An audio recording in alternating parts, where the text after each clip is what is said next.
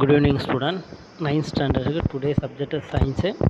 Science நம்ம physical science என்ன பார்க்க போறோம்? Physicsல 2 lesson, first and second lesson, then வந்து chemistry 10th and 11th lesson finish பண்ணிருந்தோம். Today என்ன செய்யறோம்னா physicsல third lesson start பண்றோம். Fluids சொன்னாவே liquid பத்தி படிக்க போறோம். A small introduction. A small iron nail sinked in water. ஒரு iron nail தூக்கி தண்ணியில் போட்டோம்னா என்ன சிங்க்னா முழுகிடுது வாட்டரில். Where is a huge ship of heavy mass float on a sea water. But ஆனால் ரொம்ப ஹை வெயிட்டாக இருக்கக்கூடிய ஷிப் வந்து என்ன செய்யுதான் சீ வாட்டர் கடல் நீரில் ஃப்ளோட் ஆகிட்டு. என்ன ரீசன்? பொருளோட டென்சிட்டி தான். ஓகே, அடுத்து astronaut have to wear a special suit while traveling in a space. All these have a common reason called pressure. If the pressure increases in a solid based on its inherent properties, it experiences tension and ultimately deform or break out. Deformனா மாற்றங்கள் வருது or break ஆகுது. In the cases of fluids, it causes them to flow rather than to a deform or then anyway. Although liquids and gases share some common characteristics, they have a many distinctive characteristics on their own. It is easy to compress a gas where liquid is incompressible. Gas வந்து ஈஸியாக compress பண்ணலாம், அழுத்தலாம். But ஆனால் liquid வந்து இன்கம்ப்ரஸபிள், அழுத்த முடியாது. Learning of all these factors help us to understand the pressure better. In this lesson, you will study about pressure in fluid, density of fluid, and their applications in practical life. So, okay, thrust and pressure. Thrust என்ன பாரு, pushing a pin into a board by its head is difficult, but pushing it by the point end is easy. Why? Have you ever wondered? இவங்க என்ன சொல்கிறாங்கன்னா, ஒரு ஆணியை தூக்கி நம்ம என்ன போர்டில் வந்து அழுத்தணும்னா கொஞ்சம் கடினமாக இருக்கும். பட் ஆனால் அதோட டிப் பாயிண்ட் முனைப்பகுதி வந்து ஷார்ப்பான பகுதியாக இருந்தால் எனது ஈஸியாக அந்த போர்டுக்குள்ளே அழுத்தி விட்டுடலாம். சரி, என்ன reason? Have you ever wondered why a camel can run in a desert easily? But ஆனால் கேமல் வந்து டெசர்ட்டில் ஈஸியாக ரன் பண்ணுது. பட் மனுஷனாலேயும் மற்ற அனிமல்ஸாலேயும் நம்ம ஈஸியாக ஃபாஸ்ட்டாக நடக்க முடியாது.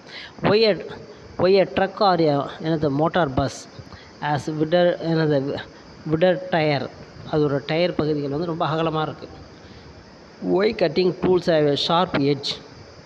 In order to answer this question and understand the phenomena involved, we need to learn about two interrelated physical concepts called thrust and pressure. In both the cases of above activity, the force exerted on the sand is the weight of your body, which is the same. This force acting perpendicular to the surface is called thrust. நம்ம கீழே சர்ஃபேஸுக்கு பர்பண்டிகுலராக force apply பண்ணால் அதுக்கு த்ரஸ்ட்னு பேர். When you sand on loose sand, லூஸ்னால் ரொம்ப இலகனமாக, sand வந்து டைட்டாக ஹார்டாக இருக்கணும், லூஸாக தானே இருக்கும். Loose sand and force is acting on an area equal to the area of your feet. Anyway, when you lies down, the same force acting on an area of your whole body, which is larger than the area of your feet. Therefore, the effect of the thrust depend on the area on which it is acted. Force வந்து ஏரியாவை பொறுத்து act ஆகிட்டு இருக்குது, அதை பொறுத்து தான் த்ரஸ்ட்டும் நடக்குது. Anyway, the effect of thrust on sand is large while standing than while lying. Anyway, the force per unit area acting on the object concerned is called pressure.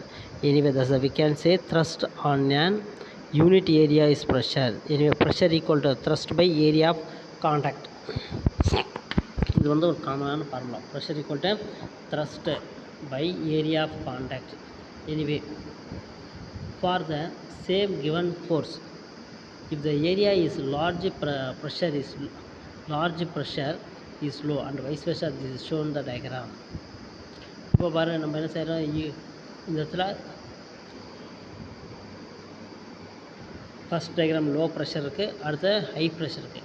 ஏன்னா ஒட்டுமொத்த பொருளோட வெயிட்டு என்னது மினிமம் ஏரியாவில் ஆக்ட் ஆனால் high pressure இருப்பார், பொருளோட force வந்து large ஏரியாவில் ஆக்ட் ஆனால் லோ ப்ரெஷர்.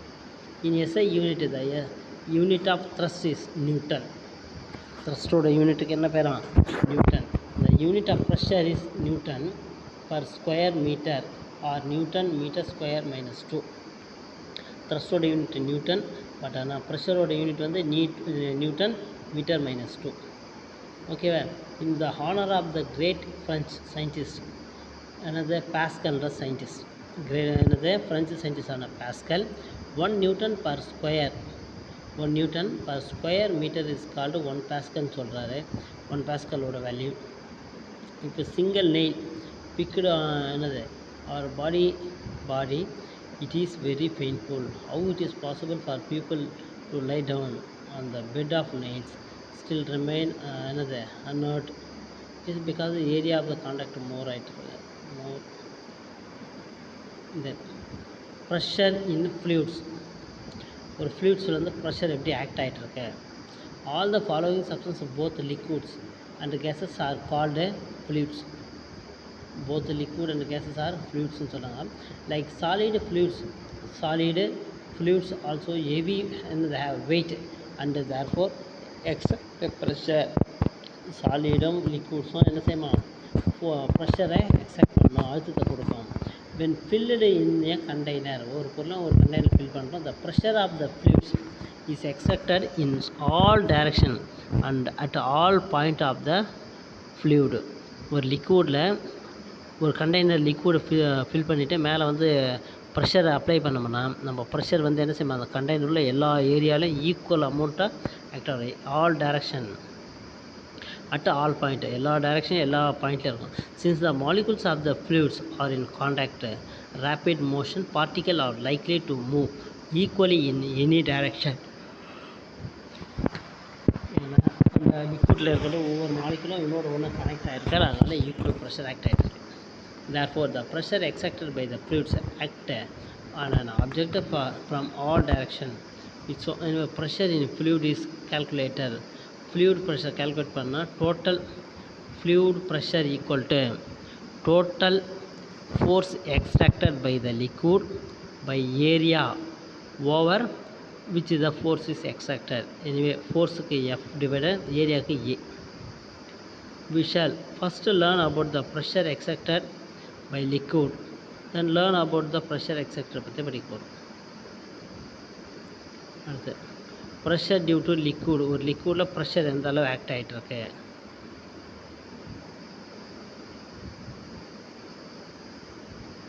சரி,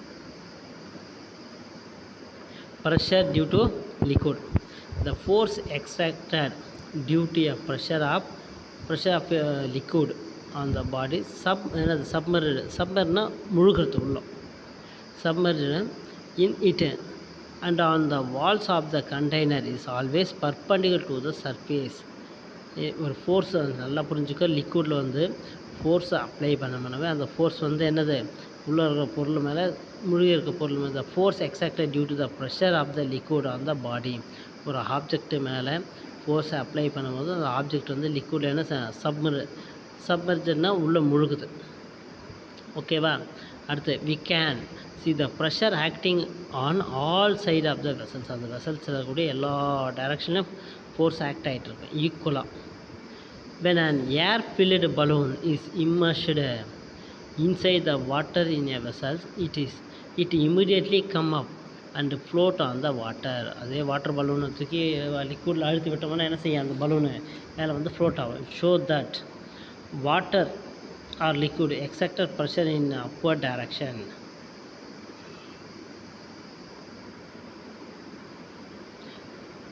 Similarly, liquid pressure act in lateral side also. liquid மேலே pressure act ஆனால் lateral side எல்லா direction act ஆகிருக்கும். when a bottle having water is pressured on the side, we can see water coming out with the speed.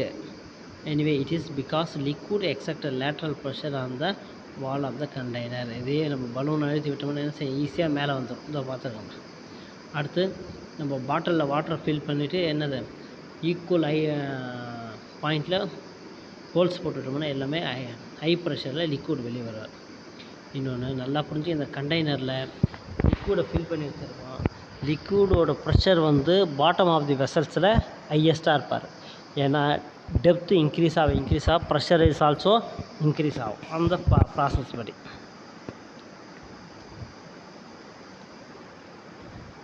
Okay student, இதுவரை படிங்க. Assignment என்னன்றதை நான் உங்களுக்கு photo பிடிச்சி அனுப்பேன். Thank you student.